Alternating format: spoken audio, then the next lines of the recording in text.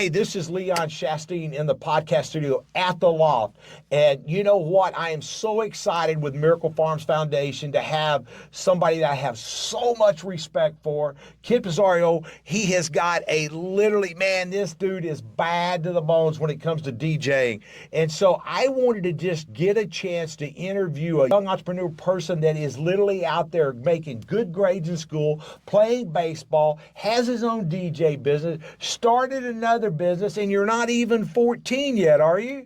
I'm 14. 14? Wow, dude, you skipped a year on me. Tell me a little bit about how you got into DJing. Well, ever since I was like 8, I used to be at home just doing my thing, playing games and stuff. And one day it was me and my dad, we were cleaning out the garage. And I decided I was going to help him, and he found his old DJ stuff in the garage. And I was like, man, I want to mess with this. So I asked him, I was like, can I mess with it? He's like, sure. So he gave it to me. I started messing with it. I was like, this is something I want to do. So at the age of 10, I bought my first little DJ board, and then I just got to it, and I started getting gigs, started becoming an entrepreneur, and yeah, I'm here now at 14 with my own business and rocking. I got DJ gigs almost every month. So That is so cool. That is so cool. Talk to me a little bit at 14. You're going through ever-changing life, everything that's going on. You're learning to deal with business. You're learning to deal with life. How important has it been for you to have solid, good Christian parents?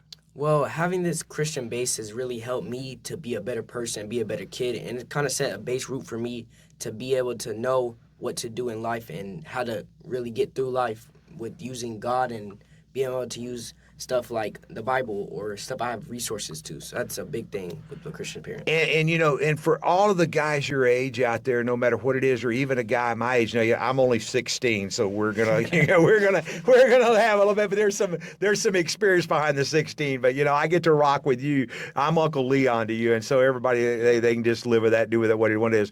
But you know, would you say that you make mistakes? Of course, everybody makes mistakes. No matter who you are, I mean, what you do, you're going to make mistakes. Right. That's a part of life. And a really big thing for me is making mistakes and learning from them. Because every single time you make a mistake, you don't just do it again. You got to learn from it to be able to be better for the next time.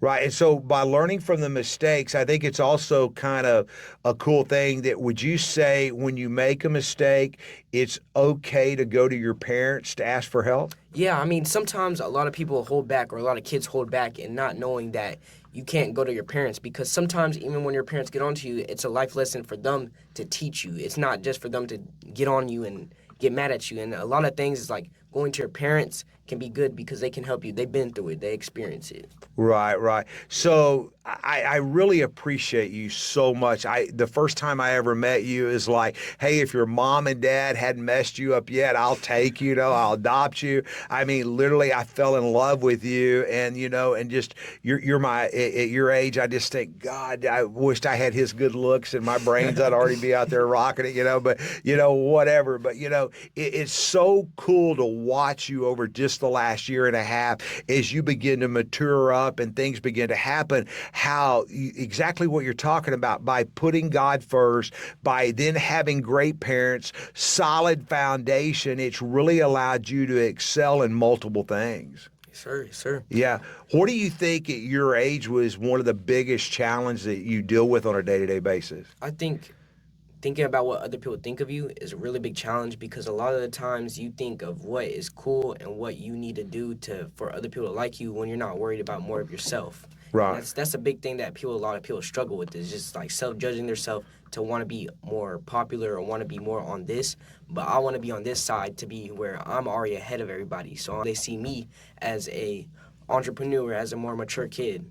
Right, but I think when you're worried about what everybody else thinks and really understanding that there's an identity that God has given you to be just who you are, and then as you begin to, I guess that I would say if I could give an advice to maybe pass backwards is really trying to understand what your gifts and talents are at a very young age. Because so many, you see kids go out of high school and go to college and their careers change 3 and 4 and 5 times. My daughter, who is 27, from day one knew what her identity was. She was going to want to be a nurse. It's all she ever does. She never changed her business business model, nothing. She never changed in college. She got her nursing degree. Now she's getting her RN degree. She has had a focus on being just that. And so I think that at your age bracket, where right now you're chasing DJing, chasing business opportunities, but your true love is sports. And God, you can catch, you can throw a ball. You're working hard on that this summer, really building strength. And as you begin to learn that identity, I think it's putting Christ first, but also making sure you're staying rooted and grounded with your parents to really pull that true identity out of you, and then having good mentorship. Would you agree with that? Yes, I would agree. I mean, it's a lot, and like God first.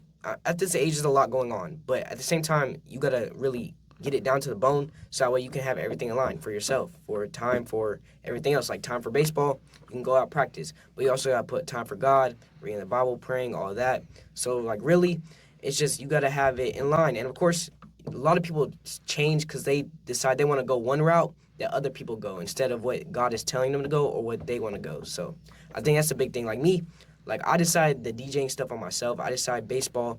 Really, it wasn't from me, but whenever I got to like play baseball, I kind of figured I was like, oh, maybe this is for me, and it really is. I love baseball. So you're saying it's okay to take risk at a younger age and really get out there and find out what you want to do. Yes, it really is. I mean, you got to figure out what you want to do first, and then if it doesn't work out, find another way or pray for it, call on God for it.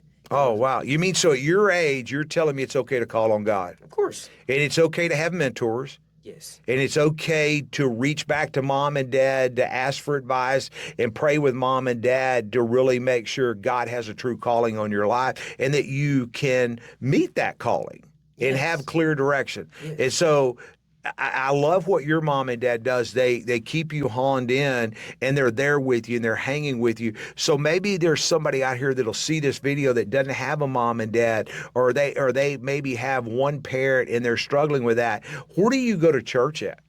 I go to church at Grace Point. Okay. Grace Point Church in Anna, Texas, and it's a really good church. They're very loving and stuff, and I feel like even if you only have one parent, I mean, there's a lot that you can do because God is your father. I mean, no matter what, you have parents and then you have God. Like God, you can always go to him, no matter how hard it is, where you're at, where you want to go. You just call on God. I mean, And so at your church, do they have a youth group? yes, we have a really good youth group, a really big youth group, and I think it's very like opening youth group. Like you go there and everybody just really introduces themselves. It's really like an opening where you can talk about stuff. Well, that's way cool. That's way cool. And one of the things that you know that your father, your dad, and me were very passionate about is helping with charities. And you're doing things, growing and helping come alongside of some work of that. So one of the things that your father and me are part of is Miracle Farms Foundation here. And then we also have a side of what we're doing in Liberia as well. So as you're a younger person, I think it also, some of the things you do, giving back and everything else is learning how to give back at a younger age and be giving. So what it winds up making you, I think, as you grow up, a more of a caring, kind person that you think of other people's needs as well. How have y'all's church helped with the youth, and what kind of things do y'all do in that matter to give back? Y'all were just doing something the other day, fixing a fence or something. Tell me about what you did. Oh yes, so basically we go out and we do fellowship for other people, and a lot of the times it's not just going to Anna or going in places that we know. Like we went to Princeton, which is way out of our reach that we didn't even know we were gonna do. And we helped this lady, and she wasn't like, she doesn't go to our church, she doesn't know us. So like taking that risk of us going and helping her was a really big like thing for her because she didn't know. And I'm glad that I kind of went and I got up and I did things because that also opened my eyes to see that you can help people through God and help people like with Christianity. And that's a really big thing that I really like is just helping people and seeing people to understand like that even with God, he can lead you to different things. So he led me to go help that lady's fence and go help build it and stuff. And that was a really big thing for me. That's so cool. That's so cool. And, me and you just getting to know things. We've done things together, and we're looking forward. I can't wait to see what God does in our lives over the next 40, 50 years and being just your friend. So I'm so honored to have you in the recording studio here at the Loft that your dad and me own. And then we're also having with Miracle Farms Foundation talking about it. I can't wait for you to be there with us when we give our first trailer load of food food away, as we begin to give homes away to wounded warriors, because you're part of the future and the legacy. And part of why we're doing this is for you and our kids as well. So I want to thank you for being in the podcast studio with us today. We challenge you, if you're seeing this, come be a part of helpbeamiracle.com. Get to know us. If you want this young man to DJ for you, tell them a phone number they can get a hold of you at. Well, you can go on my website at kidpresario.com. I mean, you can say it again for me. What is it? kidpresario.com. It has Kid all my Presario? information on there. KidPresario.com. You can get there and reach out to him, or if you want to send an email to us, we'll get you all of his contact information. What I love about what him and his dad's done, the most popular songs, y'all have taken all the cuss words out, right? Yes. Yeah, and redid them, remixed them, so you just have a great time. So if it's a church event, a school event, whatever, you can rock the house and make it happen. So we look forward to seeing you. If you need this young man's services, please reach out to him. Thank you so much for checking us out. Look forward to seeing you at an event future here in the city. Have a great day. See you. Thanks for coming, buddy. Sir, thank you. See you. Bye-bye.